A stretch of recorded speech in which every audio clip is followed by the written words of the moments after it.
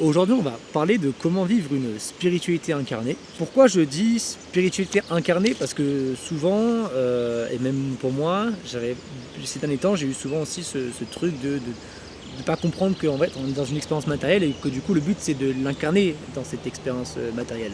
Prendre soin de son corps. Voilà. Ces derniers temps, j'ai négligé ça et je me suis retrouvé vraiment dans une déprime.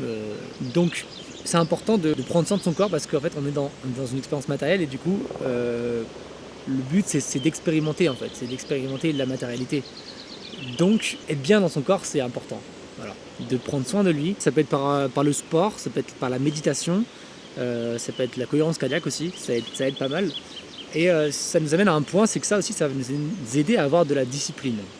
Et la discipline est importante parce que la discipline ça nous amène au second point qui est de maîtriser ses impulsions magnétiques. Alors ces impulsions magnétiques, qu'est-ce que c'est? Alors c'est une connaissance que je tire du livre les Lettres du Christ. Une impulsion magnétique, on a tous des choses qui nous attirent et qui nous repoussent. Moi par exemple c'est le sucre. Voilà, le sucre, j'ai envie de manger du sucre souvent tout le temps.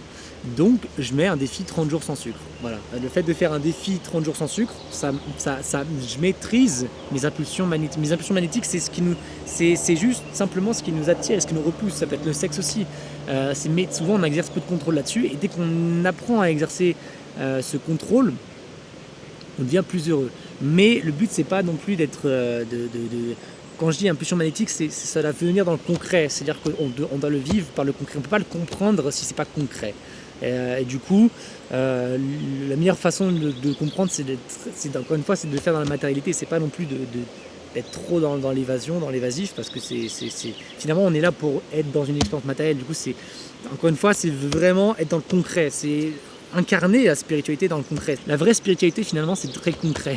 Donc voilà, c'est maîtriser ce qui nous pousse et ce qui nous attire et ce qui nous repousse. Plus on a de maîtrise sur ça, plus on est épanoui et on se sent libre aussi et heureux.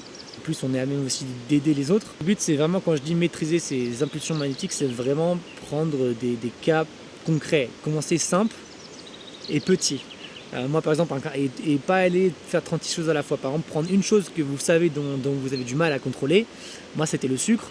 Ça peut être faire 30 jours sans sucre. Ou alors si c'est trop difficile, faire 1 jour sur 2 sans sucre. Ensuite faire 2 jours sur 2. Ensuite 3 jours sur 3.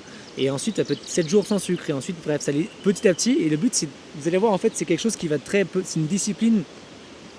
Le plus on la fait, le plus c'est facile. Au début c'est difficile et le but c'est de s'entraîner.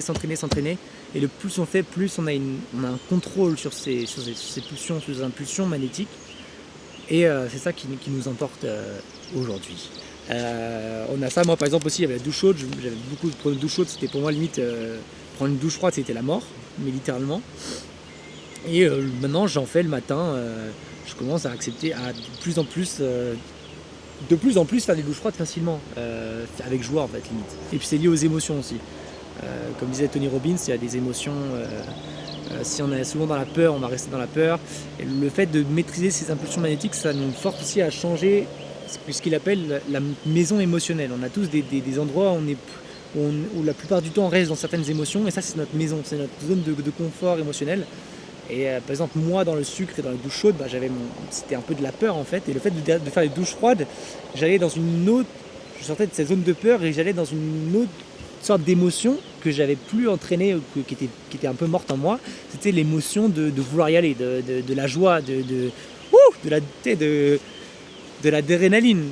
Maintenant quand je prends une douche froide, je commence limite à être content, alors qu'avant je faisais pas le faire, j'étais vraiment dans la peur. Donc ça entraîne cette émotion, ça entraîne une nouvelle maison émotionnelle aussi.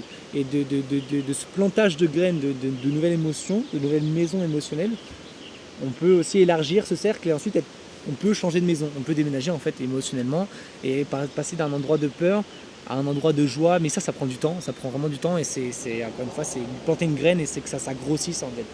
Pour être plus à l'aise dans cette émotion de joie, parce que ça s'entraîne en fait. Pour être heureux, il faut aussi s'y entraîner. Du moins l'émotion, les bonheurs, c'est pas la peur. Et pour sortir de la peur, il faut s'entraîner à l'émotion inverse de la peur. Donc ça peut être y aller, l'adrénaline, la douche froide, c'est vraiment donc c'est entraîner ces émotions. Pareil, quand tu fais 30 jours sans sucre, à la fin t'es fier, t'es moins dans un contrôle, donc t'as une maîtrise et t'as un bonheur plus grand, ça c'est clair et net. Et puis après ça te sert aussi pour ta vie. Ta vie aussi plus claire, tu vas faire les choses plus directement.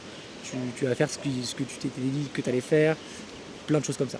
Et la troisième étape pour moi, c'est aussi l'équilibre. Voilà. Rester équilibré, c'est-à-dire en dehors des zones de défi. En dehors de ça, c'est vraiment être ouvert et être équilibré. C'est pas avoir un contrôle non plus de fou. Moi, c'est ce que j'ai voulu faire. Et c'est voilà, c'est laisser le flow dans la vie. Il y a une communauté amérindienne, il me semble, c'est qui vit la plus longtemps, je crois, sur Terre.